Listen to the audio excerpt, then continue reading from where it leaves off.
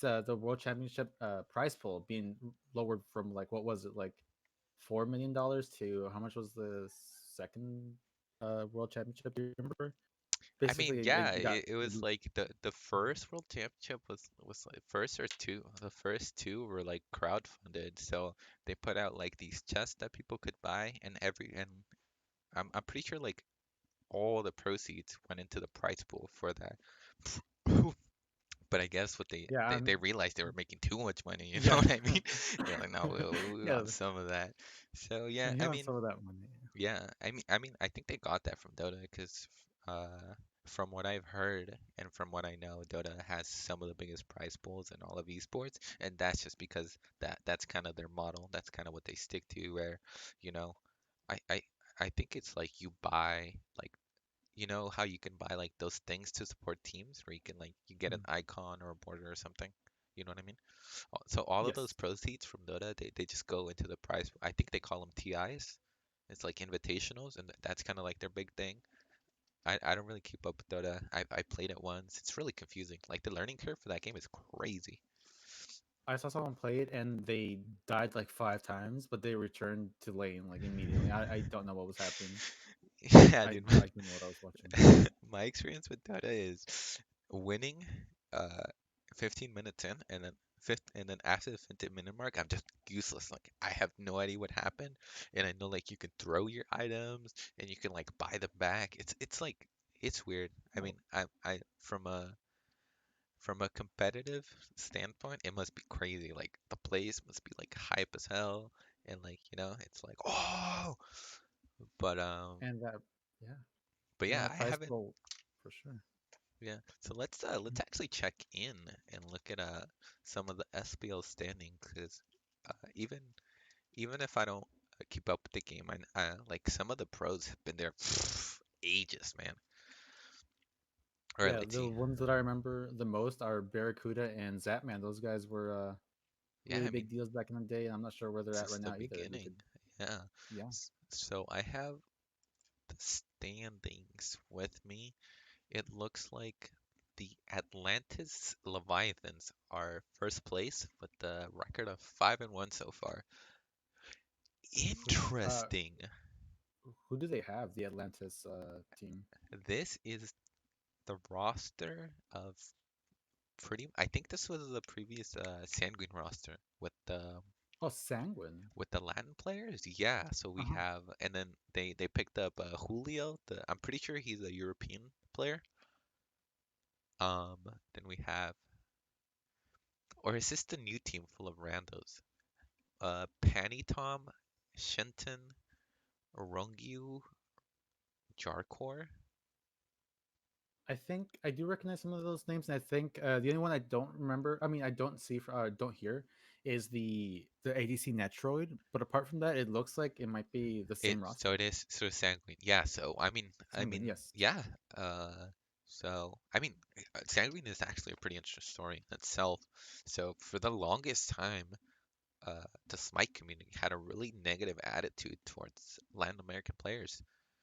Um, For a while, yeah, yeah, they and really. I mean, in a way, it was kind of warranted because the level of play from Latin American players wasn't and you see this a lot in a lot of different games, wasn't to like the caliber of NA or EU. And so, but because they're so close, like a lot of Latin players can actually queue NA and with fine ping, you know? I mean, I know some Latin players get better ping than West.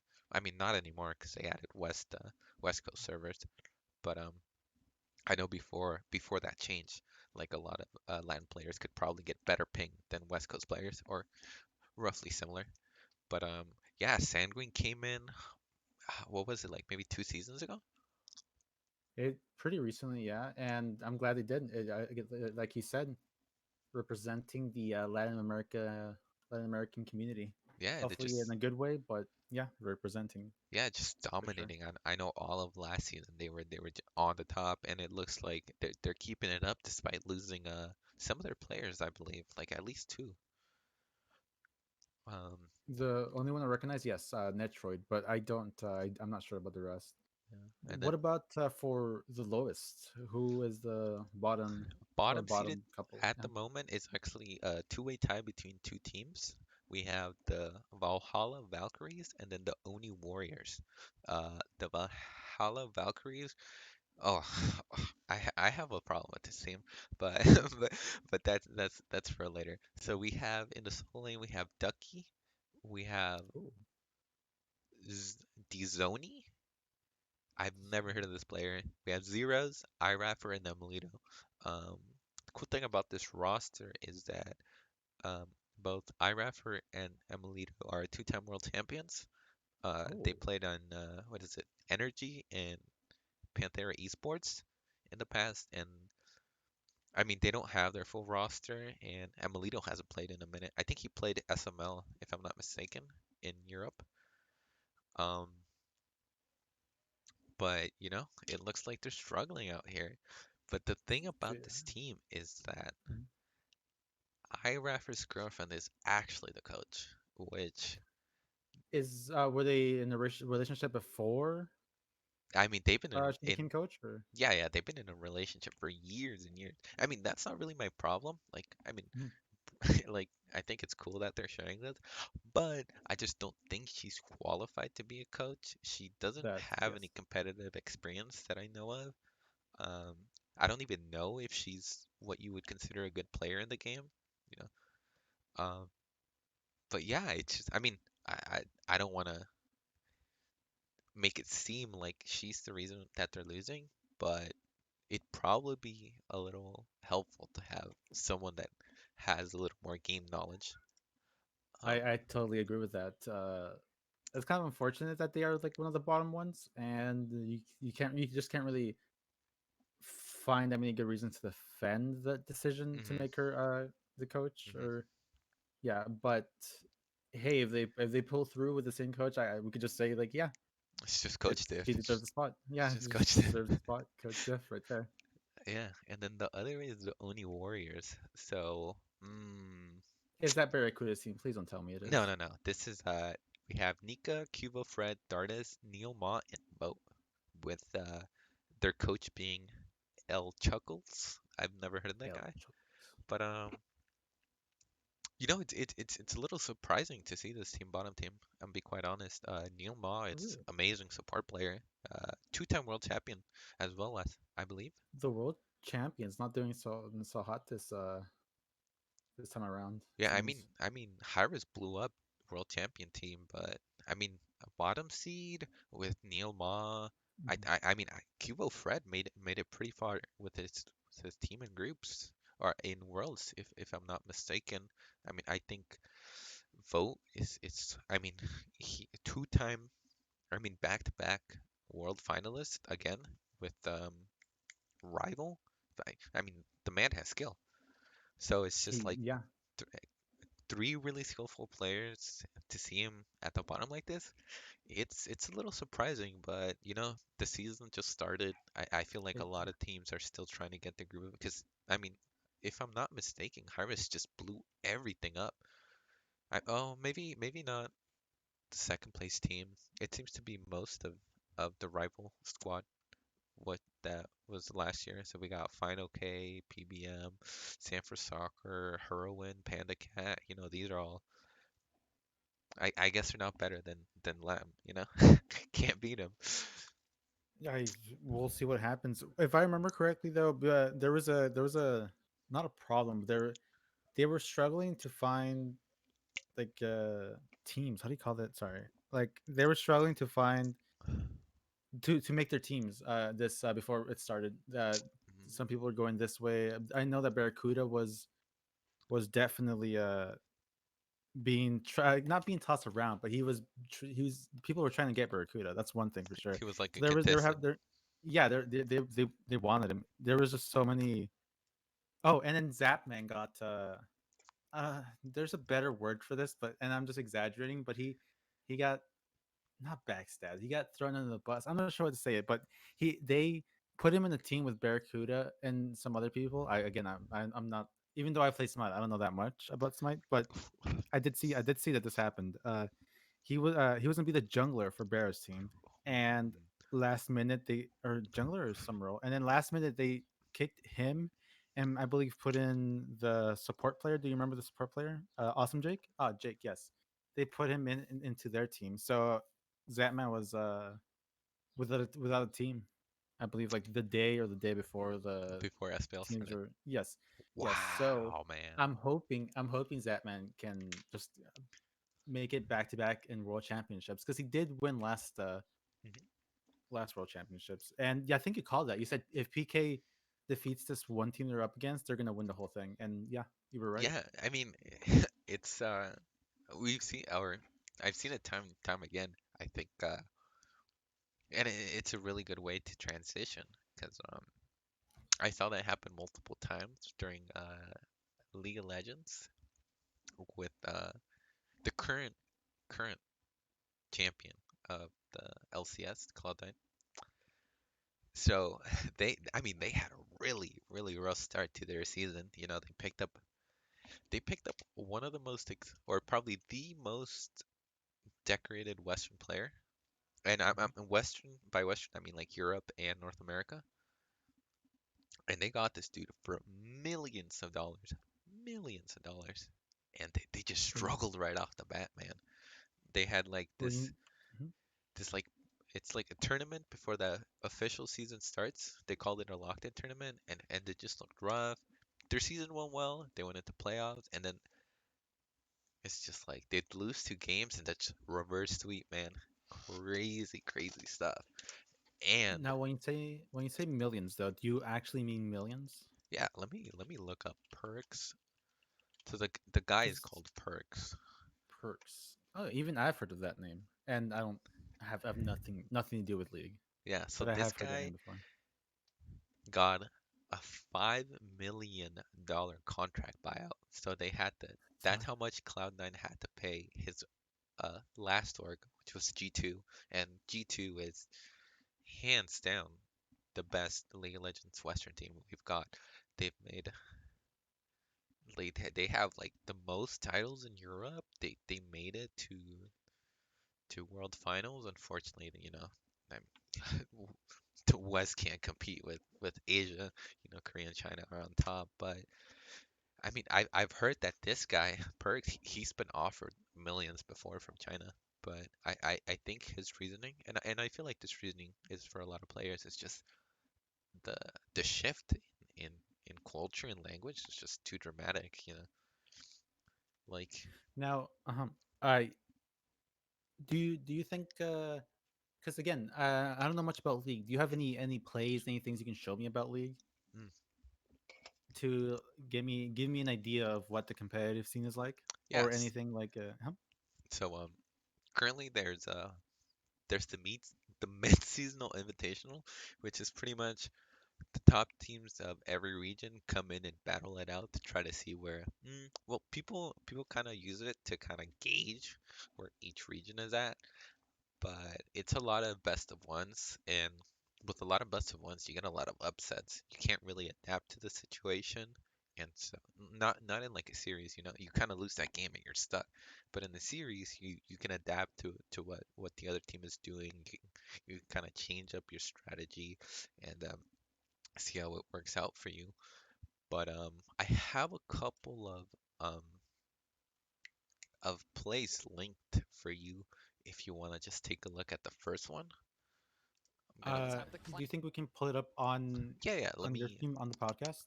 I'll be right there. I'm right there and I'm watching. we'll call it window capture.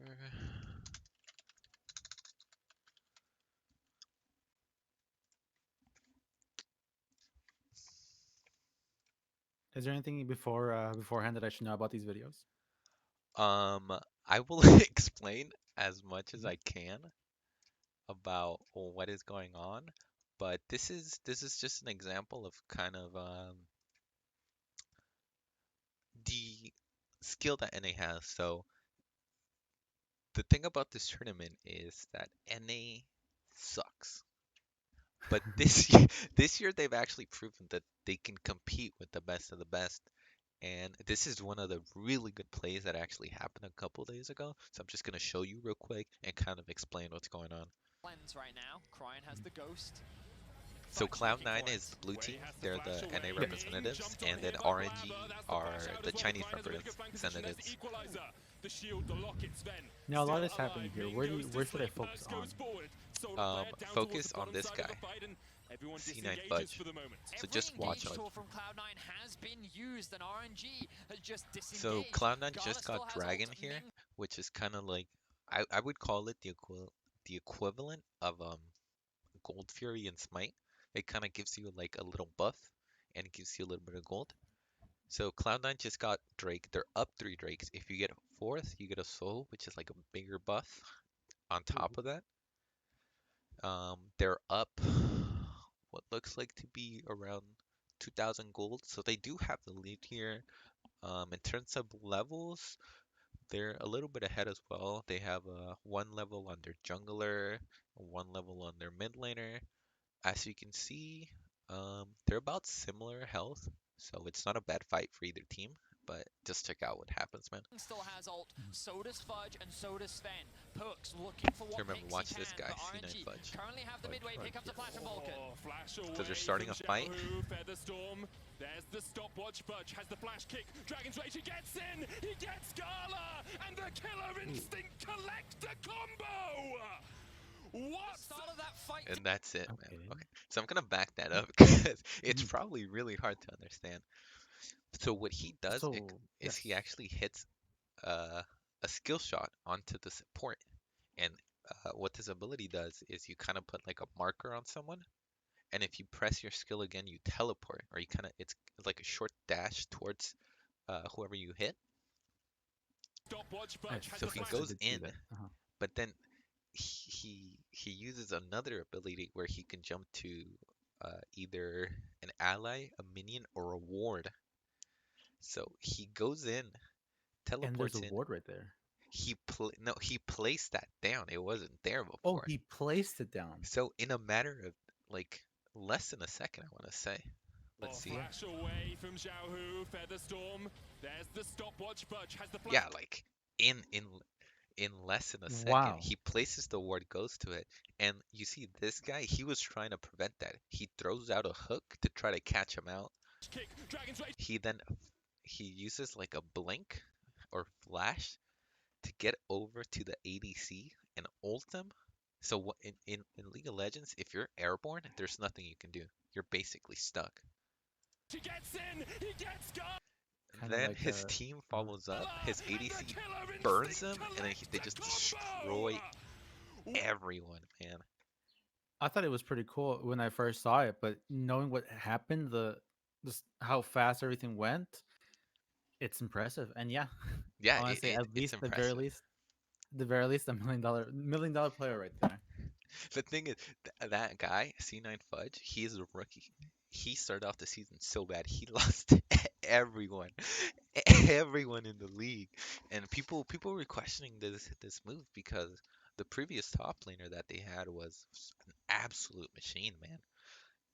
His name is Slickerish. He still plays. He plays for a lower tier team now, but for years he was just in in in contention for the best player, the best top laner in North America. Okay, so now you've seen Mhm. what NA versus China, which is one of the best regions. They're actually the current world champions. China won. No, wait, Korea won the last one. Never mind. So they were the Ha- current champions. They won 2 years ago. ha- has North America won a single championship? No, I think No, really. no one. Oh, actually, no. There's only been 3 regions to win. I'm pretty sure it's only been Korea, China, and then actually Vietnam. Oddly enough, which is now considered a minor region. But Well, they stepped up. They stepped up. hopefully, NA will have more things to prove this time around. Yeah, so now you've seen a good play. But let me show you a bad play. There's no flash A in his. bad play. I want to see this. And from the competitive scene as well. Yes, this is the same tournament. I think this was an earlier game. Yeah, yeah. Mhm. So this game was a little rough. Carries. And we saw it. They're down like 5k gold in terms of levels. Down, well, actually, down one on top laner, up one, equal, down one in their ADC, down one in support. So levels about the same in terms of items. They're very behind. All right. But let's just In see the what last fight, happens. what happens when they split? If Xiaohu's allowed into the back line, he will shred one of these carries. Missed That's kill then RNG shots. pushing down. Okay, C9 so a little this bit guy split in Perks, the that's moment. the guy they see paid their $3 opportunity. million Ming goes in with for. the barrel, goes Eight, wide. The $3 smoke million. goes $8 to the million backside. in They've locked up the total. enemy support. Ming chain CC, So he but goes can they in, finish the job? He's tries to ticking, get. he's burning. This is The the reset support. will come in for Sven. Now the rest of the So fight can come everyone out. is It's way in the mid-side, low, ready to man. play, burning down. And then But it's fine on the this guy backside, goes but Bud in says, like a crazy. "Not today. I might not be the MVP in this Oh. one, but you are not taking my 80 carry." Okay, so it looks good, Xiaohu, right? another You're name thinking, on the oh list. my Red god, flag they from just won a Perk. huge That team is fight. pure They could confidence in the fight potentially from win the C9. game. C9 aced him 5-0, Dracos. The flashes on the carries weren't So there. now and the they're engage from following Ming was up. Oh, blundered. that He wasn't missed the play. catch I on was the like, I was E-flash thinking to myself, Oh, like, engage. what? That was there was another it's a guy longer like that. clip. I It's like a that. longer MVP clip. on the I just want backline to shuts so if they were behind, they won a team fight. So they show they can. They're still in this. You know, Yes. despite being behind, they put up a fight and down crying, they and can Sven comes up potentially huge. win this. Dragon for C9. Okay, That's so two they're dragons getting Just from- everything, and yada C9 yada found their way yada. back into this game. So It Just is from the those two team plays. fantastic from Cloud9. Yeah, Sorry. so they're Ready up in for Sven. kills. Look at the damage Perks did in Yeah, that but fight. what were you gonna say? Like, yeah, Perks for Just from just from those two plays, I'm a C9 fan. What I'm thinking is like, I think that this team has something to prove, and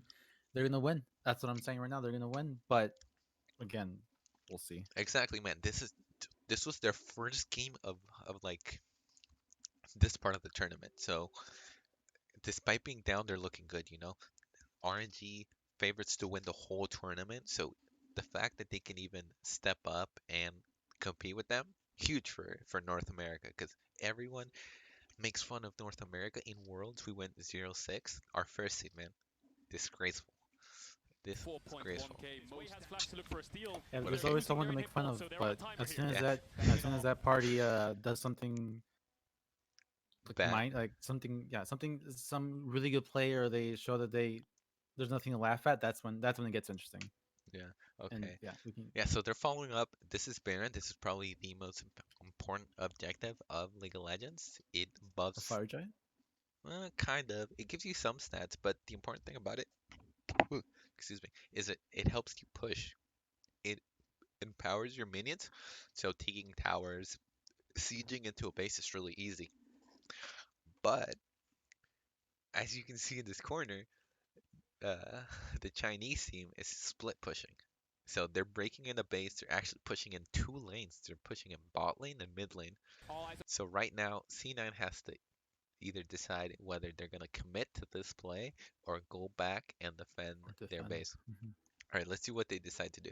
away from the side of RNG. All eyes on Blabber from the side of C9. Can Okay, he so come in clutch? they're Can he burning take the this Baron. objective away? There's the Lee Sin in the pit as well. Kurt's gonna kick him away. They're gonna try to burn it down. They desperately Okay, want they it, got and it. They are gonna get it. It's the rest of RNG now. So they're pushing trying into to the back base. now because Can they with get more Baron away? you Trying get to a stop the quicker backs. backs. Trying to interrupt away. This He's going to guy go down. In the stops meantime, the team now split. TP is now coming 4 in. West trying to backs. cancel. Can RNG just end the game? RNG going in. They don't need to beat you in a They- 5v5. They'll outthink you, RNG. And they take won. the Wow. Who was the player? Who was RNG Losing. Way? RNG man. Wade, yeah, their jungler. That jungler, literally the best jungler out there. He stopped 4 backs. He Can we see that stopped again one like more time, 4 please? backs. I need to see this again. Oh my god, dude. And it's just like I cannot tell you how many games ended up going like that where it was like, you know, Cloud9 is behind. It's like mid to late game. They're coming back in. They're doing their thing, and it's just like nah, they lost. It's over. They lost, man. But yeah, that's kind of. I mean, the thing I find really interesting about League of Legends is just how different everyone plays. Um, you know, kind of each region has their own play style. Uh, you know, China's known as this really aggressive, like hyperactive region where it's like high kill games. Korea, on the other hand, is known for like their slow. You know, it's not going to be a lot of kills. It's going to be a slow, meticulous game. They're going to think about everything. They're going to try to macro. You know, use the whole map to their advantage and try to get leads where they can. And when you get events like these where you have multiple regions coming in and facing each other, it's really interesting to see how teams adapt. You know, obviously we know some regions are better than others, but I mean the return of Vietnam is coming. Uh, they they managed to take games off China, off Korea, and it's really exciting. It's kind of you're always wanting for that underdog story. It's like Yes, you want the not good players to beat the really good players, and exactly. That's yes, exactly. yeah, it's like you see that a lot. I feel like you see that a lot in League of Legends, whether domestically or internationally.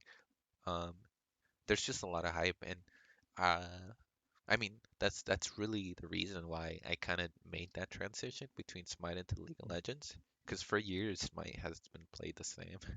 I mean, I can't think of the last time that a team came in and made a crazy change to how the game was played. But I feel like you see that all the time in League of Legends. Like someone thinks of something, it works really well, and then other teams start picking it up, and it becomes meta. And Um, how recent were those plays? so those two clips that I showed you all happened in the last 2 weeks. This event has been going on for a while. Probably like a month, close to a month. A month. So we should have more plays like that for the next week. Is that what you're saying? Yeah, I think so. Hopefully. Yeah. But Is there any other plays and videos you have in store for us? um, if you want, I can show you how two of the best teams play. I have a clip. I have a really interesting clip actually of a 4v5. Um, 35 seconds. so let me pull that up real quick for you. Okay, so this is the first game of the stage. So that you have current world champions Damwon Gaming versus the the representatives out of China, which can be considered these are the two best regions in the world in League of Legends. So if we take a look at the mini map, DK, which is Damwon Gaming, I guess now they're Damwon Gaming Kia because they're sponsored by Kia. All of Ooh. their players are grouped up, so you have one, two, three, four, and then down here five. I mean, the other team is grouped up, but their jungler, with the one you actually praised for last clip, Yes. RNG Wei, is like he's half, so he's pretty much he can't fight, you know. So essentially, we have 4v4 in mid lane. This guy is looking like he's moving up. You have three here, and then let's just see what happens. Left on the Drake. Both teams now trying to get mid lane Prow desperately. Mid lane Prow turn it in as they go in. Crazy play, man. And immediately the Tristana pops. Showmaker's here though to be yet another AD carry. Xiao is So this is a delivering over to him. They 4v5 grab at their this first point kill. because By three-man the shockwave, jungler though. is this is Omar right now, farming in the middle of a team fight. Farming in the middle of a team fight. So it's looking I really feel bad, that. right? RNG lost two players for one Yeah. for their ADC.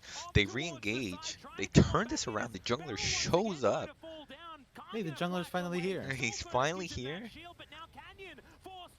And I mean, they won that, It's like they forced him out. These two are out of the fight. I mean, their mid laner Showmaker can probably stay and defend mid lane, but it's essentially a 2v1 if Mhm. if this guy decides to back.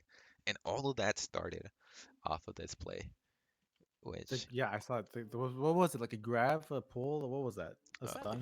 hold With still 35 on. Okay, seconds. so right now he's channeling a literally. He's kind of like Bacchus, so he drinks and he gains protections. So he's doing this before he goes in. This Yes, this very is smart. probably telling them, all right, he's probably gonna engage soon, so we have to be careful. Left on the Drake. Okay, so he's purple, he's empowered, he's got those Both protections. teams now trying to get mid lane Prow desperately. He uses kind of a dash that knocks up. But the thing about League of Legends is if you use Flash, you can use Flash with any abilities. So he does it early. They think, oh, he's not in range, but he flashes in to get in range of the Oh. stun, and then he uses his active ability, which is a root. Mid lane So Prow he turn does it that, and then he ulties two people to send them towards his team, in as they go in. and then their ADC just gets blown up. Then everyone jumps on this guy, they turn it around. You know, the support is kind of caught out. He has to flash out. You get a really good ulti from the mid laner. He catches two or three people there. Let me see. Oh no, he catches two. So that little pull-in. Oh no, he catches three. So he catches three. The mid laner catches three Ooh, I see people that. with I his see that. ulti. Yeah, yeah. Off the fight, three-man shockwave though for Cryan. And But is so it going to be he enough to uses do the kind of damage like they were looking ages for to as Canyon stop some roaming damage, around but being it's and not using enough. They're Showmaker just still buying at time at full this health. point. We can see the As jungler Gala and moving Cryan in. now trying to turn this one back way. So the here I think this was a huge mistake by the support on Yes. Damwon's side because he kind of re-engages and Not he knowing where Off the support towards is. the I mean, yeah the side. he jungler is, Come on he back and gets in as caught out Bell there once again and going to this guy fall down. barely Trying to lives because he flash away. flashes out. Soul Furnace But I mean it's a 4v5. You know what I mean? They started Mhm. that as a 4v5 and come out on top. Wow. It's crazy, man. Already, I'm more interested in the professional. What do you call it? The League of Legends, not the SPL, but the League of Legends version of that, You the call it Invitationals, LCS. LCS. Yeah. I'm more interested in that than the SPL happening right now. The most interesting I found Smite SPL was in PK last championship, hmm and this isn't even a championship. This is just looking way more interesting than what Smite has. But I haven't seen any, so I'll make sure to watch and see like if it got better than what it was when I stopped watching SPL. Sorry, and Potentially. yeah, very interesting. We'll be sure to watch more next week. Yeah, and I mean, next week is actually the start of something that brand new, you know. Uh, Brand new. we both play Valorant, and I mean, this game came out a year ago, I want to say. The esports Oh, picked up like that, though, you know, and they're actually having a similar event. Yeah, I mean, Valorant and League are both owned by the same company, Riot Games. So what they decided to do, since it's multiple games, is kind of have events stacking on top of each other in a way. So actually, the Valorant event, which I believe is called Masters 2, um, is starting on Monday, and it could be interesting to see. You know, this is the first time that we're gonna see teams from different regions face up against each other, and yeah, I mean, let me pull up. Let me see if I can pull up the teams that are gonna be playing there. Masters 2 so Valorant. Valorant is a pretty fun game. It's the game that I enjoy, but I'm not good at. I've seen you though. You're pretty good at the game. How long have you been playing that game for? I don't think I'm very good, but I've been playing it for. I mean, I was lucky enough to get a beta code when they were given out on Twitch. Oh, but I think at the time I didn't have a PC, so maybe around September. It's been like Was it hard to get 5. a code? It was, I mean, from our group of uh from my like close group of friends. And I don't know if you were trying for it. I don't think you were trying to get a No, code, were I you? didn't even know about the game. Yeah. I've heard about it, but I wasn't that interested in it since I wasn't a big fan of CS:GO, and I've heard that it was pretty similar to it. Yeah, so not counting you, I think only half of us got codes through Twitch streams. So I mean, and that's like, I mean, it's only a group of four, but 50%, it's a little Mm. difficult to get. But yeah, you said it right. It's kind of like CS:GO with Overwatch abilities. I mean, it's a pretty good, huge game. I'm sure um people know about it, but yeah, I mean, I'm actually really interested to see how it goes. We have two NA representatives. We have Sentinels in version one. Sentinels are actually one of the teams that I've been following for a while. They're probably the best NA team we've had since the game started, and that team has been riddled with disaster, for lack of a better term. I mean, we can talk about Sentinels for a whole podcast, given everything they've gone through, but for Europe, we have actually Team Liquid and Fnatic. I've seen a little bit about of Team Liquid's gameplay. I think the biggest player on their team is Scream. I don't know if you've heard of him. He was a huge CS:GO guy. Guy's aim is nuts. So There that is some guy in Smite called Scream, but I'm sure it's not the same person. definitely not the same guy. This guy's like he's he's from Belgium. So I don't think Oh, Verizio is from Belgium. But yeah, out of Europe we have both Team Liquid and Fnatic. I know Fnatic is big in League of Legends too. I mean, it's a huge org. Um, then we have Korea. We have Neutron Gaming. I don't know much about Korea, but I've seen these memes pop out about Korean Jets and their ability. So I mean, but if they're as good as they are in League of Legends, then NA is kind of screwed. Then we have two representatives from Brazil, Team Vikings, Shark Esports, one from Latin America, Crew Esports, one from Japan called Crazy Raccoons, and one from Oceania. Oh no, yeah, or no, Southeast Asia. I'm sorry. people all over are ready for this first. What is it? What is it called again? Valorant MSI event. Or That's I, kind of what I named it. I do, yeah, I do see that. Yeah, That but was the I name, but the official name is Stage 2 Masters. Basically, the way that Riot organizes it is kind of into tiers. So the first, or like the shoot, the regional ones are called challenger events. So that's, and then it's kind of points. So if you win a challenger event, you get some points, and then the team with the most points qualifies for a master. If you win a master, then you get points towards the bigger one, which I don't even remember what it's called. But it basically like points stack up, and then the more you win, the more points, and then you qualify for the really big one where all the money's at.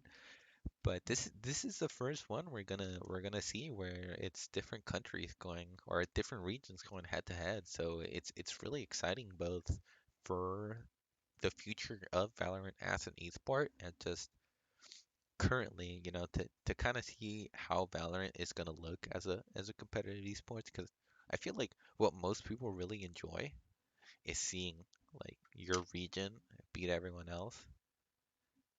I feel like people take a lot of pride in where they're from. yeah, It's like my NA, region's yeah. the best. Yeah, Everyone else is, yeah. exactly. So, seeing how this goes is it's probably going to be really interesting. Um, yeah, but it's like I I'm really biased because again, NA region, I want Sentinels to win. They've actually looked like a really good team, and from what I've heard their players say is they're stomping. Scrims are going good Mhm. for them, so I'm excited to see how it goes. The first games are on Monday. Wow, they start early too. First game starts at 8, the next one starts at 10. So and it's a double elimination bracket. So even if you lose the first game, you have a second chance to kind of make it through the bracket and show 'em what you got. Now I know this podcast is new, but do you have any like we probably could talk about this more like between us, but do you have any idea how often we do the podcast, or how like what times and how often? Are we gonna be able to talk to uh talk to each other about the games as they're happening, or like right after, or is it gonna be like a recap of the week? What do you think? What do you think about this? I think kind of doing recaps of the week is probably best way Mhm. to go about it. Maybe if we could be consistent about this, do like once Yes. a week, kind of get different topics out here and just talk about things that are going on currently. I think it'd be a really good way to do it. So, maybe next week we can talk about the first couple games because it's going down. The I'll be first sure to do games are my. played on Monday, the next games are on Tuesday, so we have a lot to look forward. If you're still interested in seeing some of the games for League of Legends, those are still going on over the weekend, and then this is happening, so we have a lot to look forward to, a lot that we can potentially talk about, and I'm excited. There's a lot going on in esports right now, and it's a good time to be a Riot Games fan, if I had to put it in a way. They're Their games are really good, to be honest. I really enjoy everything that Riot Games has put out so far. Their their work practices, not so much. I know the company has been under scrutiny in the past before over some of their treatments of employees and sexual harass. I'm pretty sure they've had accusations of workplace sexual harassment. So the company itself, eh, the games they make, as a gamer, good games. The game's Company good. Yeah, games, you know. I see. I But see. yeah, Any other games? Speaking of games, are there any other games that interest you? I mean, I think the most exciting game, or the game that I'm most excited about to see it develop right now, is one that we actually talked about, or we touched on a little earlier, Phasmophobia. I believe it's still in early development, or you know, early development. But Mhm. yeah, I mean, I'm a sucker for horrors. Uh, I know. I mean, I feel like all of us are, like in our little clique, we really enjoy if it's horror movies or anything spooky, we're really up for it. And so to have a game where you're ghost hunting and you're having things happen, show up and things like that is it's truly awesome. I know a little bit about the history. I know that the game was originally supposed to be a project by that show, Ghost Hunters, the one they have like on the Travel Channel or something. Oh, really? Yeah, I actually didn't know about that. Uh-huh. yeah. So I don't know if it was commissioned or if it was like kind of like a group project between the game developer and the ghost hunting people. But the funny thing is that the ghost hunting people actually pulled out of the project because they said that the game was too scary or Too something like scary. that. Like it was like the ghosts were too spooky or too scary or some shit like that, and they were just like, nah, dude, we're out. But Pulling out a game because it's too scary. I don't believe that one. yeah, and being ghost hunters. And yes, I mean, I can I, see where they're coming from because I mean, let's be realistic. All of that stuff is fake. So to have a game that yeah. kind of makes it feel real, they're like, ah, no, no, that's gonna kind of break away Well, from the magic of our show. oh, You know I what I mean? see. I see what you mean. Yeah, it's Yes. gonna kind of break the illusion because all that stuff that people are seeing in the game, you're not gonna see in real life. I mean, maybe you Hmm. can, but it's gonna take a lot of like CGI and a lot of extra work to do it. And I don't even know if that show is going on anymore. But dude, Phasmophobia, the game is so good.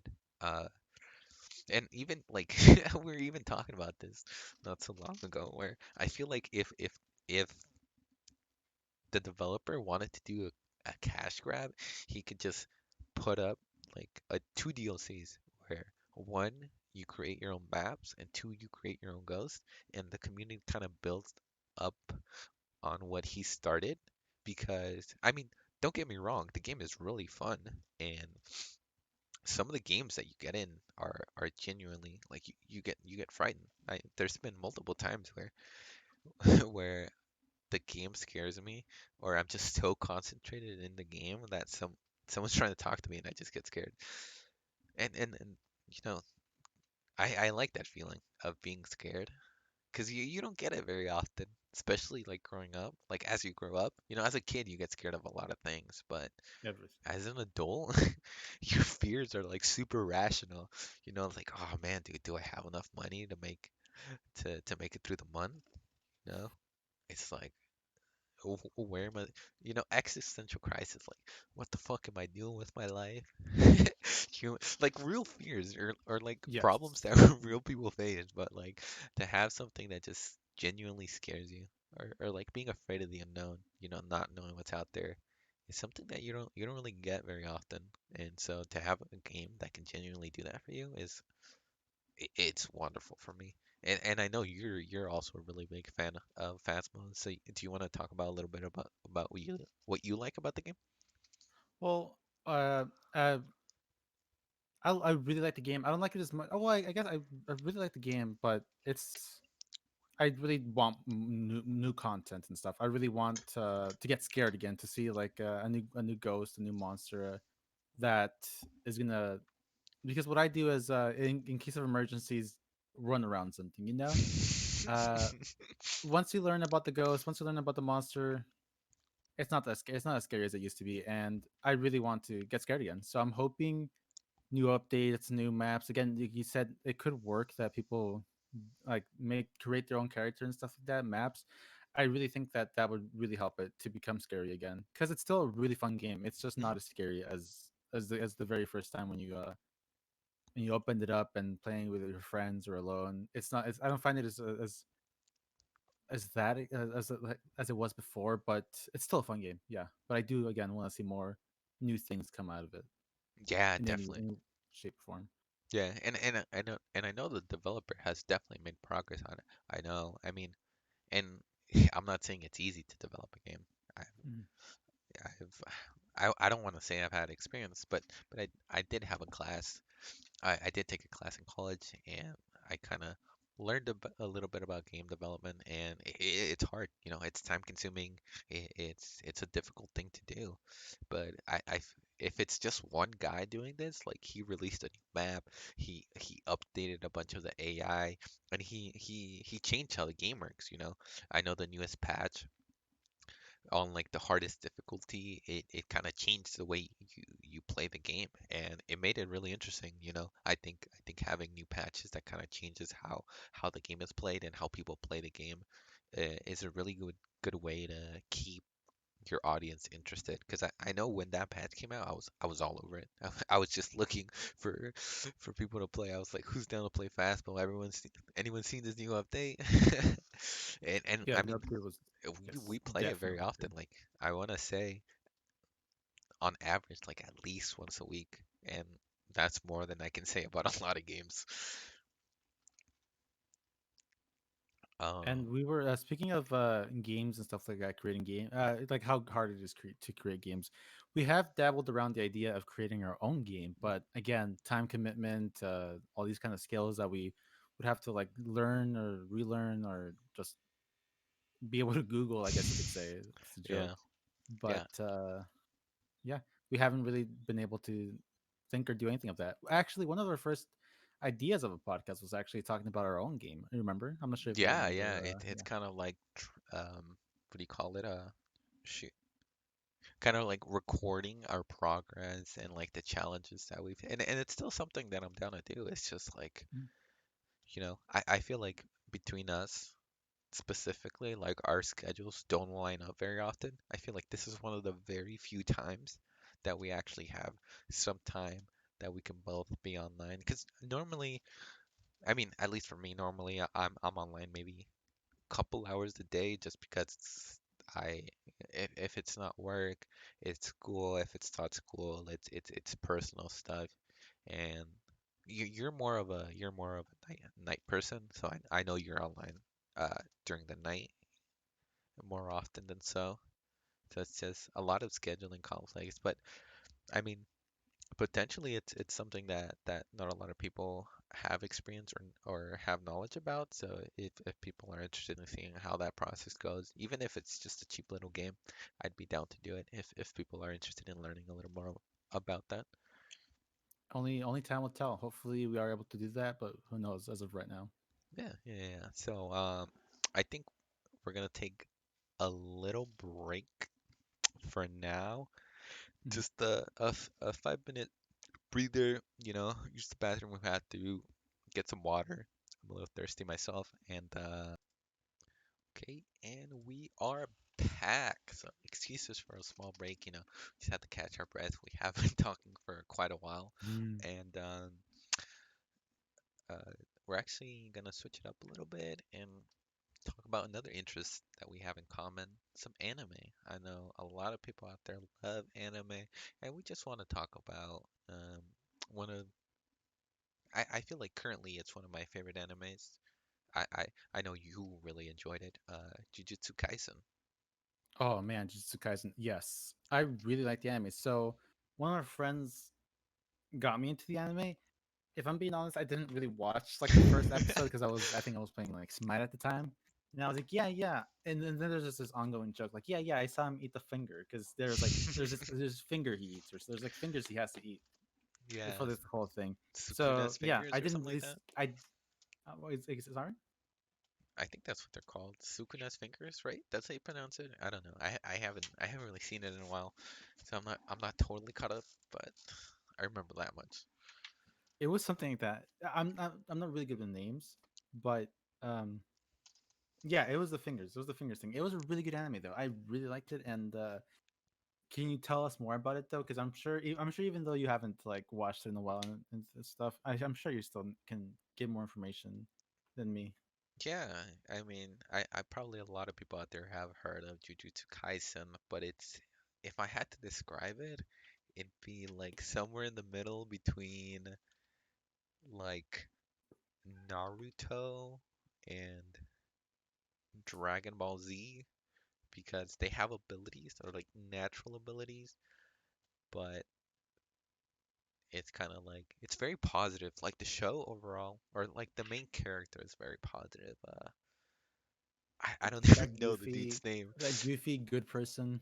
Yeah, I'm Yeah, not like the really main good names, character is a but very like light-hearted, goofy likable. person. Yeah, it's a Yeah, he's very very yes. likable. Like um the way that they wrote him into I don't I haven't read the manga, but at least in the show he's someone that seems like a really nice guy. And even the first couple of episodes is kind of he goes through the death of his grandfather, which is the only family that he had left, and his grandfather leaves him a message, be better than me. And I feel like that's a sentiment that a lot of people can relate to. And I feel like it's kind of what keeps a lot of people going, where it's you want to be better than the previous generation, you and it's not like you want to be better just to show them that you're better. It's kind of like you want to grow on their success. I feel like One mm, yeah, yeah, one yeah. thing that I'm really wondering about though is that did he because one thing that I never figured out is that he's just naturally like strong. He's like fast. Yeah, Uh, is that is he like that? Is he like this athletic and strong before eating the finger? yeah. So Because uh, yeah, I think the reason he is was there any able to reason? eat the finger Oh, is because of his natural ability. Without the finger, he was really fast, he was really strong, or he's portrayed it. I mean, I think later on in the series, towards this like tournament that they have, one of his teammates says that he could probably beat anyone up even without using their energy. So in terms of like natural ability, he's probably like up there. But he's also the main character, so no, why yeah, wouldn't he? Um, yeah. but yeah, I mean, it's this idea of helping people out, even when you have no reason to.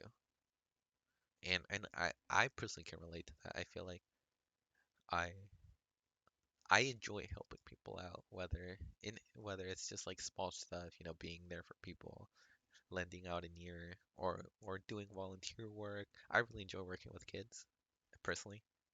It's just something that I never saw myself doing, but as soon as I started doing, I'm like, fuck, dude, you know I love working with kids. It's kind of like helping out the next generation.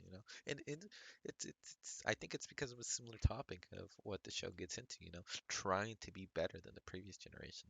Mhm. You want to help these kids be better than you are. And I feel like you can relate to the sentiment where growing up wasn't always the easiest. And well, at least where I grew up, there's a lot of gangs, a lot of violence. um I mean, I wasn't personally affected by it, but having that around, it seemed pretty normal. The violence, the drugs, all that stuff. But then you find out and it isn't, and you're like, shit, dude, I don't want people to go through that. For me, I want to say I was a really naive kid. Like anything outside of my own little area that I was in, I knew nothing about. Mm, So I don't really remember like anything like our environment. But I do remember growing up poor. hmm Uh, just me and my father had to share a room. And I was like a kid, we had to share the same bed because we did with a little mattress because we didn't have like any beds whatsoever. It was just one little mattress, one little room, me and my dad, and we were like that for a very long time. And until recently, a couple of years ago, actually more like what 5, 6, 7 years ago, we got our own place. And yeah, growing up, I'm just very thankful. I'm not. I would really like to be like helping the next generation kind of person. I've always wanted to be like a teacher, or at least like a tutor. I believe you're a tutor, right? I was a tutor for a little bit, yeah. Or tutor? You tutor for a bit? Yeah. Mm. That's some of the things that I really like that I really liked to do, but I haven't really done much of. So I can't really say like I love doing those kind of things. I like them, but I haven't like it's not something I'm working on right now, like helping people. So Yeah. I'd like to, but hey, I'm a very lazy person.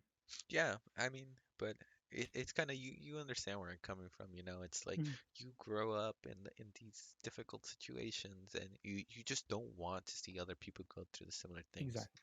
And I think a lot of people who grew up in poverty in difficult situations kind of have like similar feelings, you know, because you grew up naive. You assume that the situation that you're in is the same situation that a lot of people are in, and a lot of the times it's not the case. It's not. And Yeah.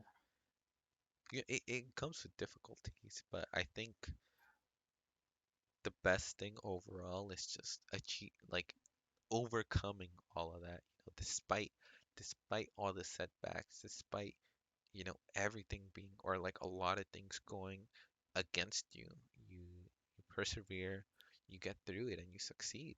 And success can look very different for a lot of people. It's more of a personal thing than anything else. What's Like, what's your definition of success? I mean, to be quite frank, I don't feel like I'm very successful right now. I Mhm. feel like I've been in a slump for a while, but I mean, it's literally I feel like I'm working towards success, you know. Despite everything, I'm I'm comfortable where I am. I know I shouldn't be because there's still a lot I have to do. But for now, I'm comfortable in where I am. I feel like I'm in a good place. I'm, for the most part, financially secure. I'm healthy, thankfully, and I have family and friends that care and love for me. So, I would But you consider still myself successful, you you still strive for more though, and that's nice. For me, I don't really strive for that much more. For me, again, having what I have right now is like more than enough for me. That's why for one thing that did come in mind was when I was working, I'd never really like tutored or helped people, but I did always like either when I was in my break buy meals for like for Yeah. people or just give them like an extra cookie or something like that. Because those are the things you want as a kid, you know. Like I mean, maybe not want, but those are the things that feel nice as a kid. Like oh my god, I got something. Yeah. Those are just the little interactions that I like. But yeah, for where I'm at right now is more than okay. I'm very happy and I'm very thankful. Yeah, and I feel like the sentiment of helping other people out, even when you don't have a responsibility or a duty to do so, is kind of where the main character of the story falls. This last sentiment that his grandfather left him of, be better than I am, because his grandfather, I feel like his grandfather felt unsuccessful because as he was dying in a hospital bed, there was no one around him. He felt like he had failed because he had no one there as he was dying. And I mean, I feel like that's something that a lot of people can relate to.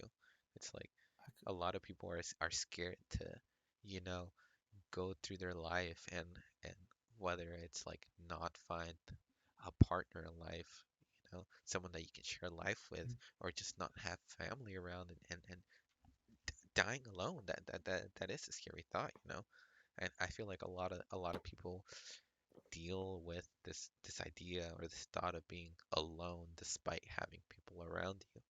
And I really like shows that touch upon that or at least kind of make an effort to try to address those issues. I mean, I feel like I'm going a little too deep on just an anime, but it's more about the ideas that it represents than anything else. Like as a show, it's very cool, and I feel like a lot of One people. final touch for me Mhm. in the from the anime is that I'm happy that they bring it up like often, like the main character remembering his grandfather and what he said and just pushing himself to Mhm. like further. I kind of do wish we saw more of the grandfather before he died, but still bringing him up every so often and just checking in where our main character is it or is and where he wants to be is really nice. Yeah, Again, just an anime, but still. yeah. I mean, as an anime, it's great, and the topics that it touches upon, it's wonderful. If you guys haven't seen it yet, I'd highly recommend it. Jujutsu Kaisen. I believe they have an English sub already out, so if you don't like reading subtitles, you can always just listen to it in English. But yeah, I mean, the story, he loses his grandfather, and then he has a group of high school friends that are in a haunting club, or it's like a ghost club, ghost hunting club, so like Phasmophobia and stuff. Hmm. And so he ends up eating like a cursed object, and then he's met by this group of people called Jujutsu sorcerers, whose main purpose are to get rid of these evil spirits in the world. And so he now has an evil spirit in his body, probably the most evil spirit or the strongest. And so Do we his job is do we basically to, what's up? you just find the fingers and eat them? And then But get killed. do we see? Sorry, do we see more of the classmates? Because if I remember Mm, correctly, we see just like a little bit, one episode I think or two, and then it's I don't remember much of them. Yeah, they're mainly in an introduction because he kind of gets new classmates. He actually gets to join the Jujutsu Sorcerer. He becomes a Jujutsu Sorcerer himself, and then the rest of the anime is kind of his journey as he deals with. I mean, it literally is an internal conflict. He has a demon inside of him. He's trying to not only protect everyone around him from the demon, but he himself is trying to grow in order to keep this demon down. So it's a really interesting story about, this idea of self-identity and kind of being true to oneself at the end of the day. Because he doesn't ever, and a lot of animes do this, but he doesn't waver from his like what he holds true to, or like his core idea, I'd say, and Mhm. and to him is like helping as many people as he can, and he never loses that. He's a very emotional person in the show, so he meets a lot of people, and despite them being on the wrong side, he still cares for them, and he shows emotion for them despite them wanting to hurt him or even kill him. Do you know if there's a second season coming out? Because I don't think the end of season one was the end of the anime, right? No, I It don't. seemed like there was still much more. Yeah, yeah. I think it's ongoing series. I don't even know if I've seen the last episode. I know the last episode I saw was this huge fight, and they were like in a barrier, and then it blew up, and then like the strongest guy in their universe showed up, and then like this huge attack. I mean, if you guys have seen it, you guys probably know what I'm talking about. But animation's great. I feel like there's a lot of humor in it. I highly recommend it from me, and I know from Wabooks. It was a Um, good anime, and I plan on watching it again. That's for sure. definitely, definitely. But speaking on this idea of kind of like more about the self and us, I think it's important that we kind of talk about, or I would really appreciate if we could talk about some of the current events that are going on. Um, the biggest one right now is kind of the Palestine and Israel conflict. Have you heard about that at all? A little bit. Can you refresh my memory on it, please? Yeah, I mean, so the whole situation between Palestine and Israel has gone back years and years and years. I mainly is because that area, Palestine and Israel, is considered a holy land. A lot of religions say that that's where they started. I mean, I'm pretty sure it goes back hundreds of years. This problem, but it really got bad after the end of World War II, because I believe what ended up happening is the English actually gave that land to what is now considered Israel, but the Palestinians were already there. So what they ended up doing is basically you have Israel, and then you have Palestine on the inside. So there, and then well, it wasn't like that before, but slowly Israel started to gain or take control of more territory. So now it's at the point where Israel is surrounding Palestine, and because their difference in ideals and beliefs, they're always like this. They're always clashing. There have been times in the past where it's gone bad, but I can't think of the last time it got this bad.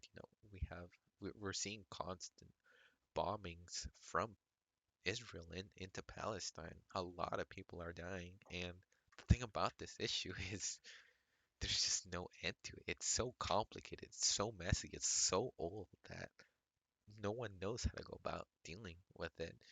And Is there anything our like United States doing about it? Is there anything our president is doing about it, helping, saying anything?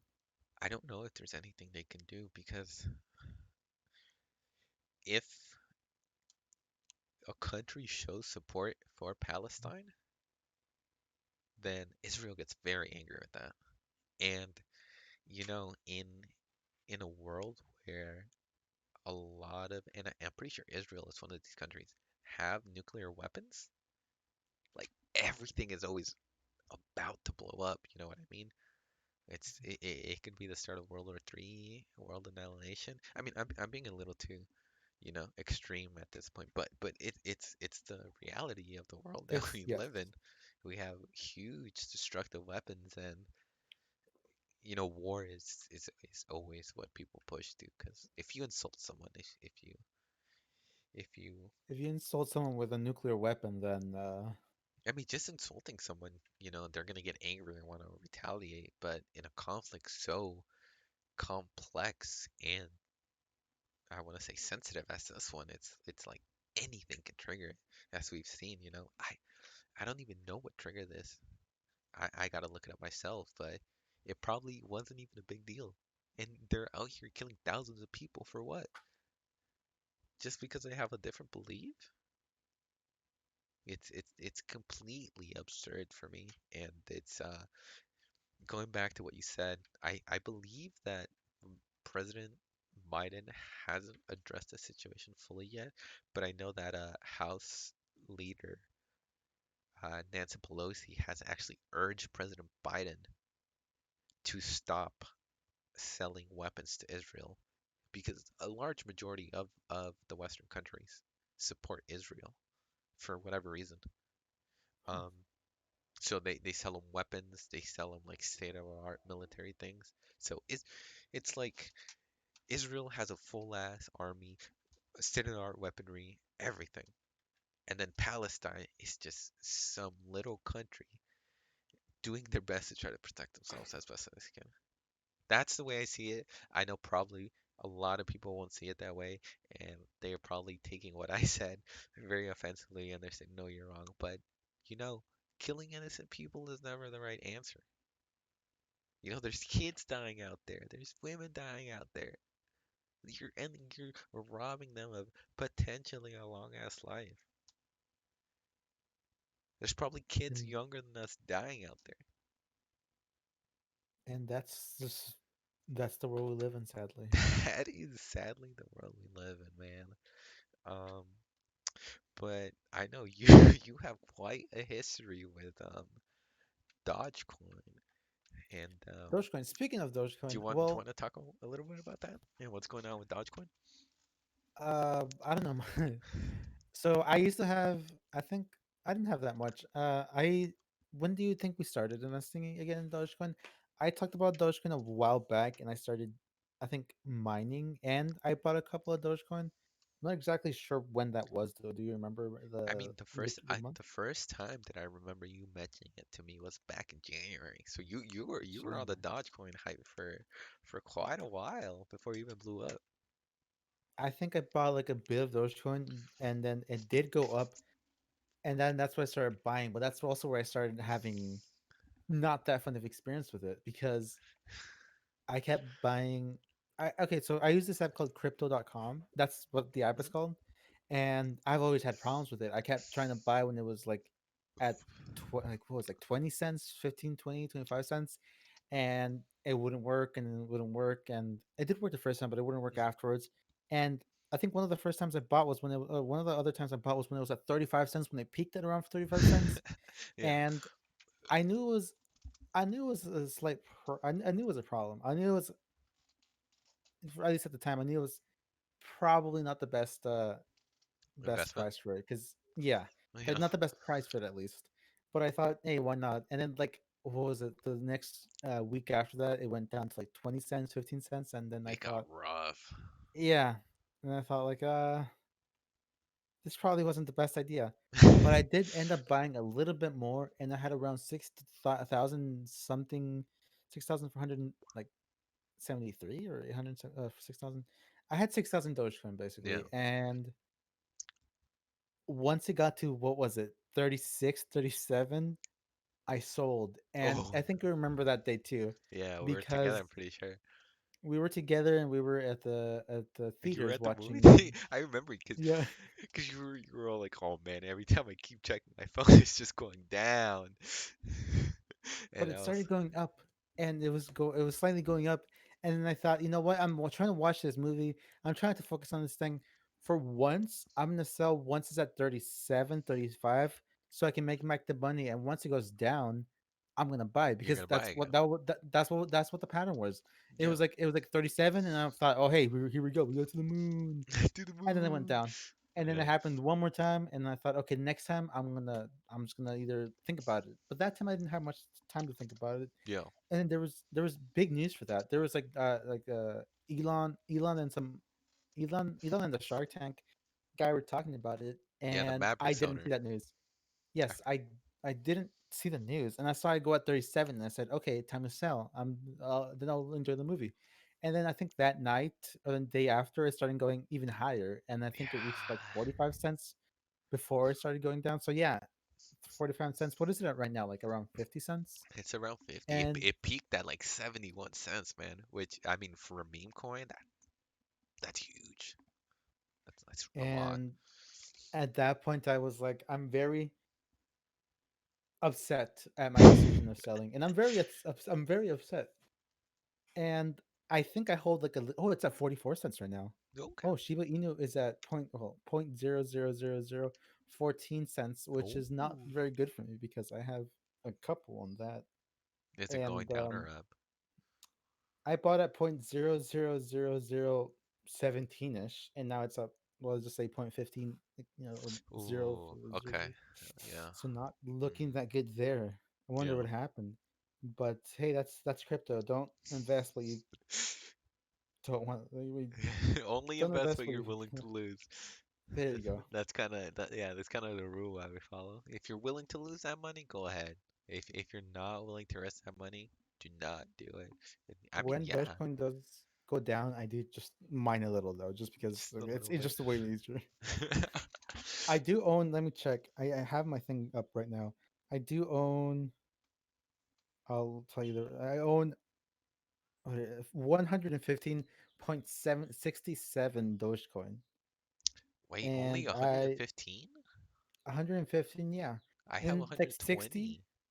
60 of that. That's because I sold. Oh yeah, so I sold to buy Shiba Inu, and again, maybe the best I see, decision I ever. see, I see. Okay, okay. That makes more I sense. have point zero 0.02 Ethereum, Ooh, look at you. and which is like $64, and I have 102,318,260.52 Shiba Inu Y- coins. You're a Shiba Inu And millionaire. yeah, once it reaches, once we're at the moon. Once you're at the moon. So I bought this at. I'm gonna ignore the zero. Let's just say zero, but like I mean like four zeros. I Yeah. bought this at 0.14, which is where it was at right now. Hmm. My very first time. I Yeah. think I invested like a dollar and not for like $13, $14, and then it went up to point 0.032, and it said, "Let me let me buy one more time." Let me And buy one more time. that's where I bought 26 million shares, and that was like $500. Oh my God. And 26 million. I don't think it's been I don't think it's been point 0.033 since then. So Yikes, man. I bought at point 0 20 20 something, 30. Yeah, for the 30, 20s, and 17 is like the lowest I bought now. And you know what? Hopefully, hopefully our boy Elon starts tweeting about that too. Because I mean, we're not looking too good over here. yeah, I mean, to be quite honest, it doesn't look like you're doing too bad. You know, you got your stacks 100, you got your Lambo in the back, your mansion, and your rap. Even with those losses, it looks like you're still doing great for yourself.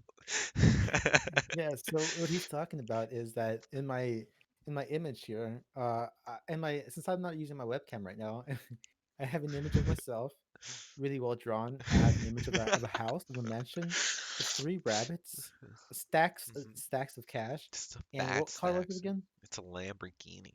Lambo, Lamborghini, yeah. It's a lamb. It's a yellow Lambo. Lamborghini. So we're doing good there. That's our vision He's board doing right great, there. We're man. doing good That's there. that's the vision. That's where he's gonna be. To the moon, man. To the moon. We believe. The moon. And yeah, that's where we're at right now. Yeah, but in this Hopefully. whole with this whole topic of tech and stuff, have you heard about what's going on with the Apple and with the Epic lawsuit? Once more, I don't know. Can you tell me what's going on with Apple Yeah, and Epic? yeah. So I don't remember, or I don't know if you remember, but there was a whole controversy. I don't remember if it was late last year or early this year where Apple decided to just remove Fortnite from the App Store. Uh, Fortnite. yeah, so Fortnite, probably the biggest game to come out in the last couple years. Everyone played Fortnite at Everyone. one point or another.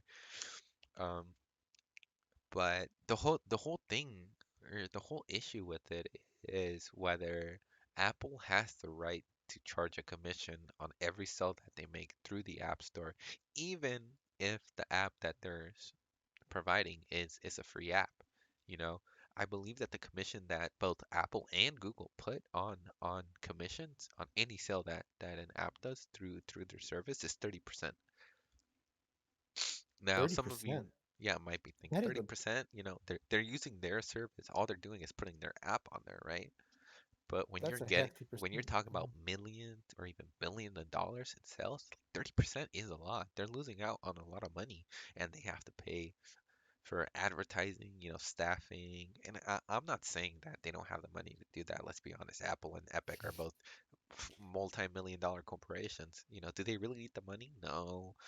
But it's more about kind of control and in if what Apple in if Apple has a monopoly on this. Because if you think about it, like everyone either has an Android or an iPhone.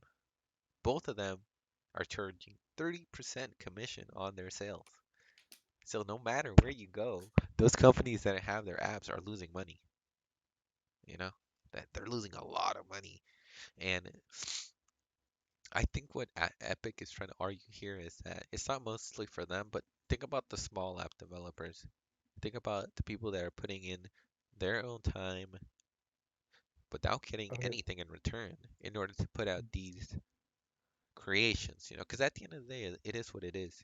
If you're making an app, if you're making a game, it's because you have a passion for it. You you might be trying to make some money on the side, but at the end of the day, it's because you enjoy Yes. doing what you're doing, or I otherwise you see wouldn't be that. doing it. I see that, and I agree with that. But does Epic really care about the?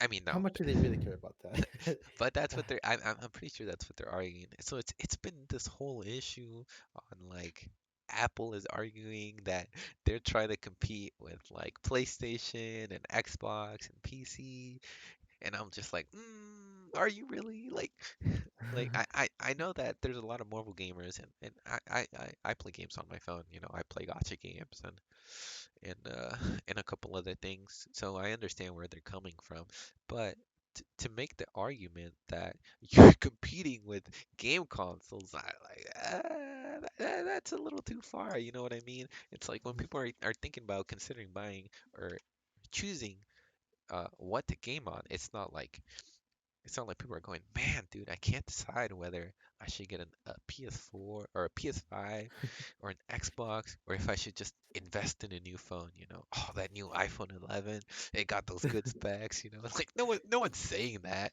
No one's deciding between an iPhone or a console. So to bring up that stupid argument is just like beyond me. But then if you think about it, like all of these judges, all of these lawyers, like what the hell do they know about consoles, about gaming? Most of them don't even game. Most of these dudes are ancient. So Well, it's you're this actually right there. yeah, Yeah. it's this really weird scenario where you're having a decision that's gonna affect the newer generation. Because I mean, as you get older, you don't really play video games as much because you know you have other things to worry about. So the effects that it's going to have, it's for the future generation, the future app developers, the future consumers and stuff like that. Because I mean, at the end of the day, this affects the consumer. The fact that Apple removed the Fortnite from the App Store is huge. You know, there's a lot of people who now cannot get Fortnite on their phone, and for like, you know, if you're a younger kid and maybe your family doesn't really have a lot of money and you can't really afford to get a console, like maybe your phone is the only way you can play games like that.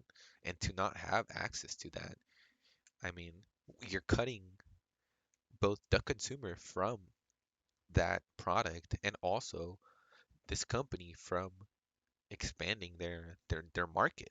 You know what I mean? Mhm. So I mean I've been following. I'm trying to keep up with what they're saying. I know that I believe it's Dot Esport has been doing coverage on it. If you're interested, I'll probably link something. But yeah, in terms of the future of both law and how app stores and similar things like that are seen, it's huge. We've never seen anything like this before, so it's gonna set a standard for how future cases are seen, and it's interesting, you know. I find it interesting. I have quite an interest for law and that sort of stuff, so I'm really curious how this ends up. I It's really actually hope it ends up good for us, the consumers, because as long as nothing changes for us, as long as there's no extra prices, then hey, yeah, and actually the court is taking place, I believe, in Oakland. It's where all the everything is taking place. So hey, it's not too far from us actually. Oakland. Hey, my geology isn't that good, but I will believe you. It's in the state of California, you know. So that's all you need to know. And speaking of Hey, I live there. California, Hmm. how about this weather we're having, huh? Man, it is not cold. It is not raining as much as I want. It is. What is a different way for it? It is And it's dry. There's a drought. dry. There's a drought, exactly. And if I'm not mistaken, it's actually the worst that the state of California has been in quite a long time. I don't know if you remember, you know, the Paradise Fires and the whole thing with PG&E, and even before that, there was a huge gas explosion in was it San Bruno or something like that? And then recently, I even learned that PG&E in like the 70s or something, they like polluted this town, and there was like a huge like civil law case against them. So PG&E actually has a terrible history with the state of California. And I mean, given the facts that it's dry, we have high winds, and PG&E has a history of fucking their shit up and fucking over their customers, I am not excited for this summer. It's all those companies moving to Texas and stuff like that. Kind of want to be them right now. Kind of want to be California them. is, yeah, Yeah, California is not looking so hot. Well, maybe it's looking a little bit too hot. It's not a looking that little, good to live in. a little bit too hot. I mean, and even are A you little bit really too hot. that better off in Texas with the whole independent grid system and the whole shabackle they had over the winter, if you remember that? People freezing and dying of hypothermia because their power like center stuff couldn't keep up with the demand. Man, people are making fun of Texas too because they couldn't handle the weather. I'm not sure what it was like, but Where is good to live? If Apparently not the two nowhere, you know. biggest places. Global I warming, know. we're fucking everything up. No matter where you go, you're screwed. Yeah, but I think that was a really weird case. I remember watching a video. It's because it was like an extremely low cold front, and it was really, I don't want to call it funny, but tragic. Mhm. It's because it only dipped in that Texas area. So if you were able to see the map, it's like here is like all the northern states and like Canada, and so all the cold went like this. It just kind of like caved into Texas, but like everything around it was fine. So you have like California and like Arizona that were still okay, but just Texas got fucked, man. Like all the cold weather just dipped down into the Gulf, man. I mean, it Texas kind of takes pride in its independence. You know, the Lone Star State. They're the only state that can have their flag up against with the U.S. flag and stuff like that. You know, they take a lot of pride in being independents, but independence comes with its costs. If it was part of the national grid system, that wouldn't have happened. It the national grid system kind of takes borrows energy where it needs to. So if your state or your area isn't producing enough energy for the demand, then they'll just borrow it from somewhere else. But because Texas is independent, they couldn't do that. And didn't Texas want to secede or something from the Did they what, really? what was it? Was it From the Texas? union, from like the country? I Yeah, mean, wait, there was some place. Wait, hmm? they did that before. Like they were part of Mexico, and then you had the Alamo. They seceded, and they were their own country. And then the U.S. was like, "Hey, come join us," and they're like, "I guess." Yes, yeah, yes. Yeah, it's like the Republic of Texas or some shit like that. Yeah, I mean, I feel like Texans really take pride more than than the average person of where they're from, just because of the history that they have. But I don't know. It's full of racists, full of white old people. There's, there's a lot of guns in there, and that's probably one of the Yeah, it's a lot of guns, a lot of races. So I mean, it's hot. in the 21st century, are you really that proud of being from Texas? I mean, it's not all Mhm. of it. I know like places like Austin are pretty progressive, like very liberal. So it's not the And whole cut, expensive. like it's not the whole state, but for a majority, you know, it's like a lot of stereotypes from Texas that you know, I might or might not be true. Oh, And man, wow. Huh? speaking of restrictions, Mhm. do you by any chance know what uh Roe versus Wade is? Roe versus Wade. Once again, you're gonna have to fill me in the details. Yeah, so this is actually a land I believe they call it a landmark case that went up to the Supreme Court in order to give women the right to have an abortion. Unfortunately, there might be a chance that all of that gets taken away because of one very stupid state that everyone knows how to spell because they know the little song. Alabama? No. Wait. Mississippi. Oh, okay. Sorry, I was The thinking state of Mississippi. Mississippi back at it again with their shenanigans. So the state of Mississippi actually, I believe it was part of their constitution or bill or something like that. But they basically made it illegal for anyone to have an abortion if you're past 15 weeks pregnancy, which let's see, there's 4 weeks in a month, no? Yes, So let's roughly. see, 12 plus 3, that it's roughly around 4 months. 4 months into pregnancy, um, which is, I mean, a pregnancy usually lasts like 9 months, so about the halfway mark. I don't know much about abortions and the process to it, and you know, the embryo and what stages it in. But you know, I do support women's rights to have an abortion. You know, control over their own body. So the fact that this is actually something that's going into the Supreme Court is quite worrisome in terms of these rights because it's well, one, it's very hard to get a case to the Supreme Court. Um, in order to get a state into the Supreme Court, uh, you actually have to go through quite a number of appeals. Uh, so what an appeal is basically a judge, makes a ruling, and you said, I don't like that ruling because this, and this. So you take it to another court, and then they review all the facts that were given to the previous court. Sometimes you have a chance to kind of give a little argument, but for the most part, all you really do, or all the appellate court does, is review. They try to find, was there a mistake in the ruling that the previous court has made? And I don't know how this case started, but they probably had to go through at least one, and they didn't like the ruling of the appealing court, so then they appealed again to the Supreme Court.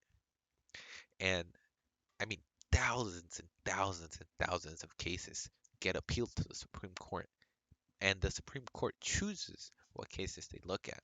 But the thing is, there's a small window in where the Supreme Court actually reviews cases. It's like from June to like January or something like that. And then the rest, like it's they have time off and stuff. Like if you're a Supreme Court justice, it's a lifetime position. And the newest appointee is actually very conservative. He's a Republican that was actually added by the previous president, Donald Trump. Um, and so we're just in a really weird space where it's like, I believe at the moment the Supreme Court is majority Republican, so very conservative Supreme Court that we have at the moment. So it's looking a little grim. I'm not gonna lie.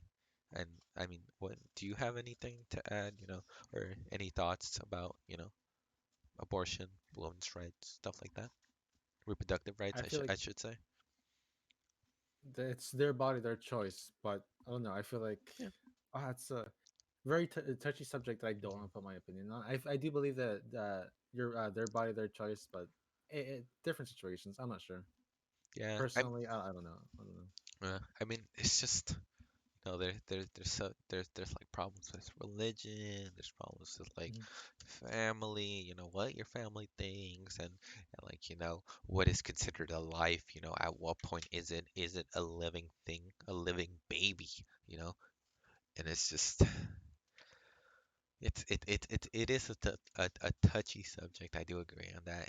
And the fact that we both are guys, it kind of doesn't, or it takes a little bit away the fact that we shouldn't really have a say in this because it doesn't really Mhm. concern us.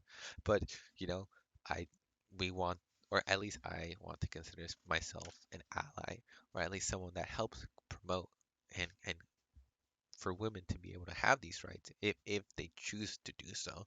At the end of the day, it is a choice, and you should be able to have that choice. Because not having that choice it's like, if you, man, I can't even think of a good example because I don't want to say anything wrong. But it's like saying that, you know, someone hit you really hard and you got a bruise or something.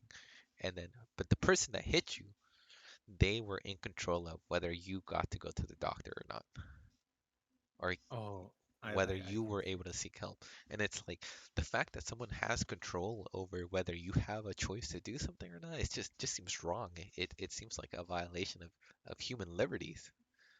You should have a choice over your own body, over what you choose to do, as long as you're not hurting anyone else or others in the process. This a lot of people will argue that an abortion is hurting someone, you're killing someone, but at what point is it hurting someone? And I don't know.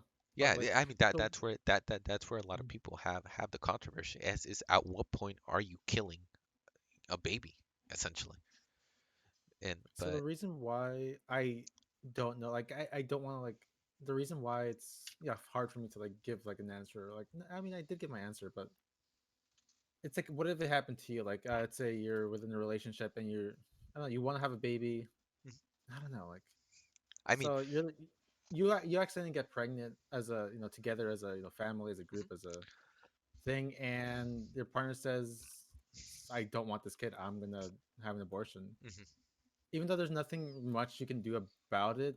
I don't know, like, I wish I could, like, at that point, I wish I could, I don't know, somehow try to raise it on my own and stuff like that. But it's Yeah. not possible. At least with like current technology, you can't really be like, all right, let's somehow just take it out your body and put it somewhere else. It Yeah. has to, it has to be. I would say it would have to be with the mother. Like, does she Mhm. want? Is she willing to keep it? Because yeah, it's her body.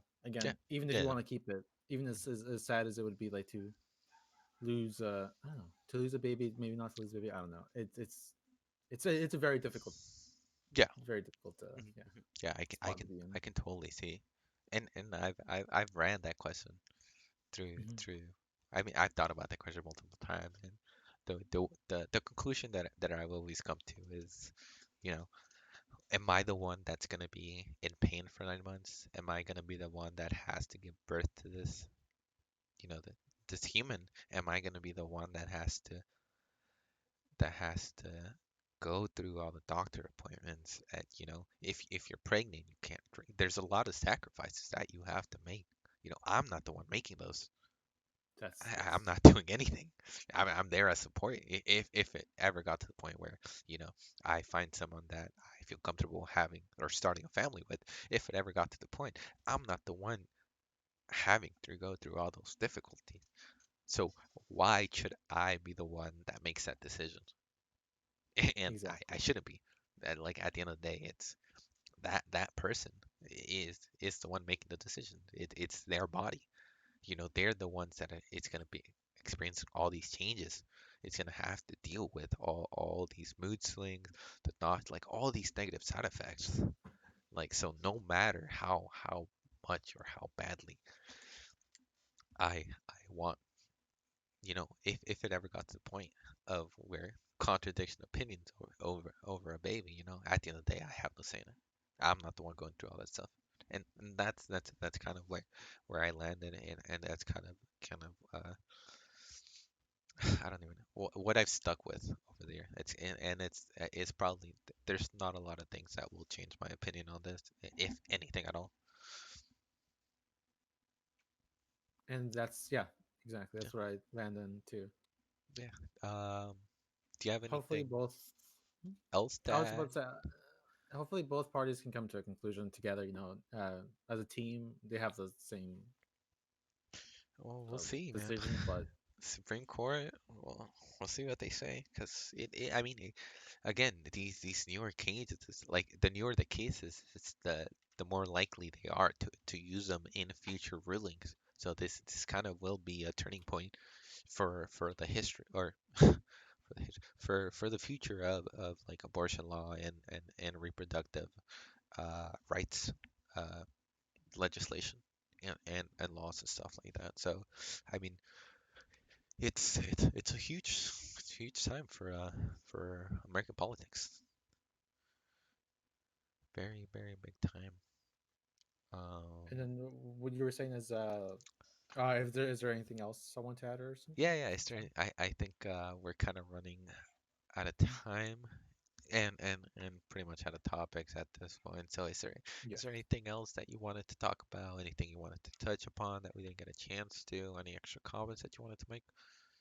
So I just wanted to say, again, this is our first podcast, but I want this to be a place where we can talk about games, maybe anime, like we're doing right now, anime, investing, maybe just things in real life, like current events, which is probably touchy subjects, but still, we're throwing our opinion out there. Anyone agrees, they agree. If anyone disagrees, they can talk to us, tell us why, in a civil, civil way. Yeah. Uh, I'm very excited for this. If possible, we'd like to do this like once a week. Mhm. Maybe like we can settle on the date, but Yeah, it can be like at the beginning of the week, at the end of the week, in the middle of the week. totally. Yeah. What do you think? Yeah, I mean, yeah, I totally agree. I mean, this is definitely the first podcast. It's very scuffed, put together last minute, but I genuinely really Maybe. enjoyed it. Uh, Mhm. I want this kind of to be a place where we just have a chat, people can kind of hear us talk about of what we're interested in. You know, yes, we are interested in games and anime, but we are also interested in a lot of real life subjects, you know, and a lot of people, and specifically gamers, I will say, are very disconnected from the real world. you know, and I'm there's a one of lot those of people. issues Yeah, happening out I'm there. one of those people. Many of the things that you were pointing out, I didn't know about, and I'm one of those people like you're disconnected in life. Mhm.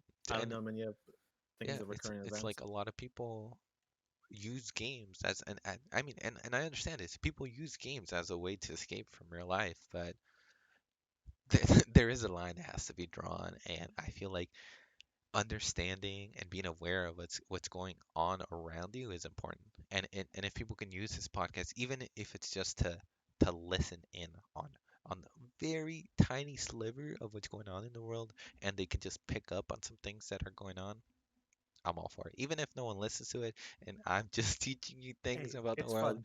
I'm all for it. But yeah, we're gonna try to make this consistent. You know, up up up the quality quite a bit. You know, um, we're starting out. We're noobs at this. We, we've never done anything like this, but I'm excited. We're gonna try to make this weekly. Try to bring in probably more people. Try to get some friends in here. Yes. Get their opinions on different things. We're supposed to have someone with us, but unfortunately they couldn't make it, which is fine. You know, stuff happen. Life's happened. Mhm. We understand. But thank you guys for tuning in, listening to our random talks about a lot of different things. Appreciate everyone who's listening in. Do you have anything else you want to add?